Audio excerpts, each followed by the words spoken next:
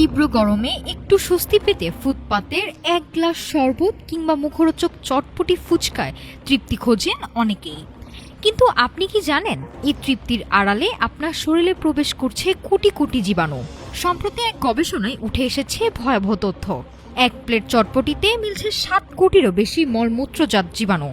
কাঠফাটা রোদে এক নিঃশ্বাসে গিলে নেয়া এক গ্লাস শরবত কিংবা রাস্তার ধারের ঝাল টক চটপটি সাধারণ মানুষের কাছে যা সস্তা আর সুস্বাদু স্বস্তির নাম, কিন্তু এই প্লেটেই যেন লুকিয়ে আছে মরণ ব্যাধি।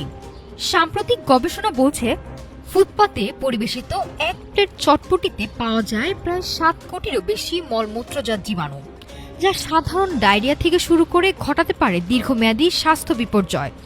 রাজধানীর অলিগলি ঘুরে দেখা যায় স্বাস্থ্যবিধির চরম অবহেলা। একই পানি দিয়ে বারবার ধোয়া হচ্ছে বাসনপত্র। যে বরফ দিয়ে শরবত তৈরি হচ্ছে তার উৎসও অজানা ও অস্বাস্থ্যকর। অনেক ক্ষেত্রে পানির লাইনের সাথে পয়ঃনিষ্কাশনের লাইনের সংমিশ্রণে দূষিত হচ্ছে এই খাবারগুলো।